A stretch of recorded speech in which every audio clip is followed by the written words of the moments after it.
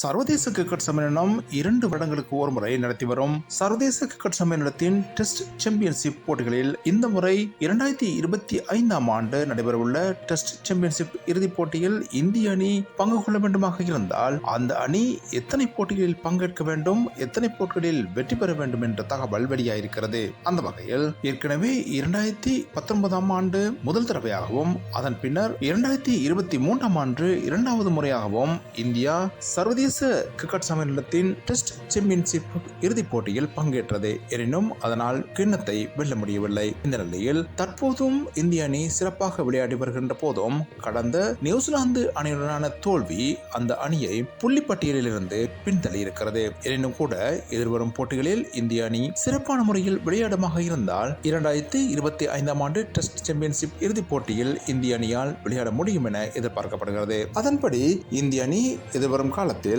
தென்னாப்பிரிக்க அணி, இங்கிலாந்து அணி மற்றும் மேற்கிந்திய தீவு அணிகள், ஆஸ்திரேலியாவுக்கு அணிக்கு எதிரான சொந்த நாட்டின் 5 டெஸ்ட் போட்டிகள், இலங்கை அணிக்கு எதிரான போட்டி மற்றும் நியூசிலாந்து அணிக்கு எதிரான போட்டிகள் என்பவற்றில் சிறப்பான முறையில் விளையாடுமாக இருந்தால் மாத்திரமே 2025 சர்வதேச கிரிக்கெட் சம்மேளனத்தின் டெஸ்ட் இறுதிப் போட்டிக்கு தகுதி பெறக்கூடியதாக இருக்கும் என்று தெரிவிக்கப்படுகிறது. எனினும் தற்போதைய நிலையில் இந்திய அணியின் தலைமைத்துவம், குறிப்பாக ரோஹித் சர்மாவின் தலைமைத்துவத்தின் கீழ் இந்திய அணி சிறப்பாக ஒழுங்கமைக்கப்படவில்லை என்ற குற்றச்சாட்டு எழுந்திருக்கிறது.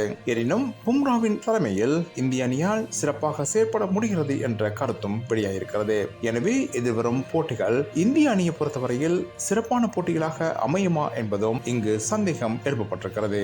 இந்திய டெஸ்ட் வரலாற்றில் தமது ஓய்வை அறிவித்துள்ள ரவிச்சந்திரன் அஸ்வின் தமக்கு பின்னர் தமது இடத்தை யார் பிடிப்பார் என்ற கருத்தையும் வெளியிட்டு சென்றிருக்கிறார். தமது பேஸ்புக் பதிவு ஒன்றில் தமக்கு பின்னர் வாஷிங்டன் சுந்தரே தமது இடத்தை நிரப்பக்கூடியவராக இருப்பார் என்று அவர் குறிப்பிட்டிருக்கிறார். ரவிச்சந்திரன் அஸ்வினும் வாஷிங்டன் சுந்தரம் தமிழகத்தைச் சேர்ந்தவர்கள். அந்த வகையில் ரவிச்சந்திரன் அஸ்வின் சர்வதேச கிரிக்கெட்டுக்கு ஓய்வை அறிவித்த போது வாஷிங்டன் சுந்தர் ஆற்றிய உரை சிறந்ததாக அமைந்திருந்தது என்று ரவிச்சந்திரன் அஸ்வின் குறிப்பிட்டிருக்கிறார். எனவே அடுத்த கட்ட நகர்வுக்கு வாஷிங்டன் சுந்தர் முன்வர வேண்டும் என்று அவர் அழைப்பு விடுத்திருக்கிறார். ரவிச்சந்திரன் அஸ்வினை பொறுத்தவரையில் அவர் சிறப்பான துடுப்பாட்டம், அதே போல சுழல் பந்து வீச்சு என்பவற்றில் தமது திறமையை காட்டி வந்தார். என்றாலும் கூட அனில் கும்ளேயின் சாதனைகளையும் உடைத்து அவர் முன்னணி கிரிக்கெட் வீரராக திகழ்வார் என்ற எதிர்பார்ப்பு இல்லாமல் போயிருக்கிறது. இதற்கான காரணம் இந்திய அணியில் அவருக்கு உரிய இடம் கிடைக்காமையாகும். ஆஸ்திரேலியா அணிக்கு எதிரான போட்டிகளிலும் அவர் 3 போட்டிகளில் ஒரு போட்டியில் மாத்திரமே பங்கெடுத்துக் கொண்டார். இதனிடத்தே